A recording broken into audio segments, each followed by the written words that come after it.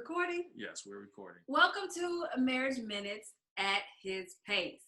Today we are going to talk about infertility and barrenness. And I know that we're silly often, but we know that for this topic in particular, it is a very difficult one. And I think when I even say the word, I can go right back to the emotions and feelings that I had with our difficulty with not having a child. You want to speak about it first? Or? Yeah, it was, I think the difficult part is that once you get married, people just say, so when you having a child? At the wedding reception, Yeah, basically. like 3 hours after you've been married, or just, and they don't mean any harm by it. And maybe it's out of fun, but if you've already been trying and you're unsuccessful, it kind of stings, and they don't know it, but it stings. And so for us, we struggled with infertility for 4 years, but we had decided that we would be married and let a foundation of our marriage get in place before we had children. So we were married for 4 years, and then we started trying to plan a family in year 4 or year 5. Yeah, and we thought we were ready, so we thought God was supposed to be ready. But when month after month after month after month it didn't happen, it really challenged our faith.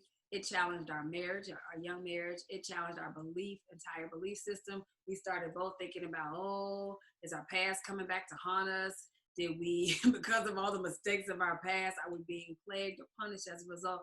And we just didn't know what to do. And I think ultimately for us as believers, we felt it initially was wrong for us to even seek additional help, because we were praying and fasting and we had everybody praying for us. And so we just were like, this is just God's will for our lives. And I think ultimately what blessed us was that one of our friends at the time was like, listen, if you need to go to the doctor, then you need to go to the doctor. And I think what was cool about that is even our first lady at the time did a sermon, I don't know where I was, and she was like, listen, if you have cancer, you can believe God and go to an oncologist. And that resonated with me. And it was like, wow, that's true. So why not seek out some medical attention? And let's talk about that a little bit, because we weren't on the same page about going to the doctor. Somebody didn't want to go. I think, I think the crazy thing, it was just so emotional. And so I was on E. I mean, we were trying everything. We were in Chinatown drinking the nasty tea. Oh, God. I mean, I was at the urologist and was considering having a procedure to, I got checked out and I had a low count and just all kind of things. And so then, like I said, you thinking it's you. But I know for me, it was just like, okay, we're going to have some assistance with this. And so didn't want to do it, but I was at a bad place because everybody around us was having kids. It felt like it. Everybody. It's like, guess who's pregnant? Oh. And people that didn't even want to be pregnant. Right. Like, how did you? And then we had the men's room. We had a guest bedroom, and they were like, well, you got to operate in faith.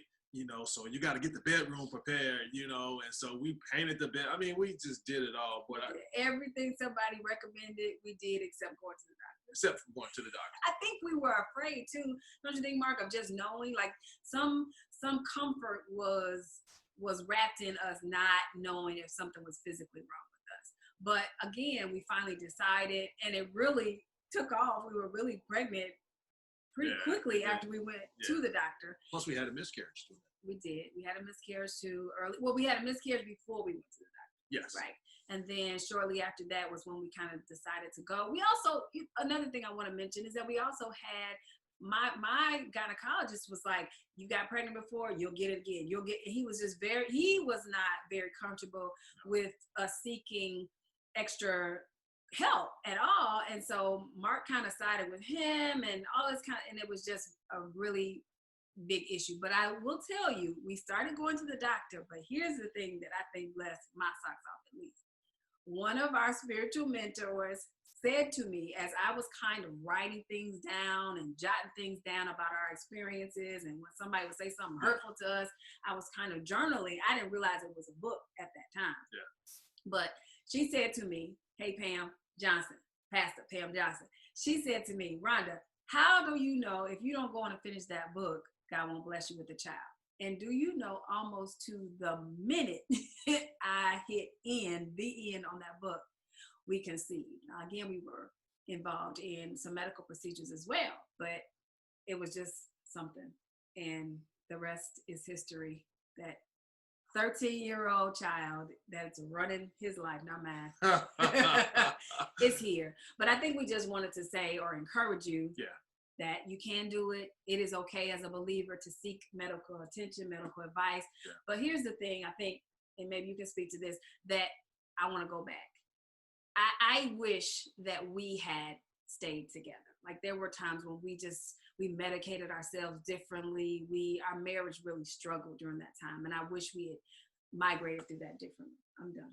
I think you learn how to, when adversity strikes, we just kind of learned how to put a mask on and put our happy face and not really take the time to really sit down and share with one another our feelings and emotions on a deeper level. You know, you can just say, oh yeah, my feelings are hurt, we didn't have a child, or it was a miscarriage, you know, but really what was going on internally within us during that particular period. I mean, so for us, we have been blessed and God has provided.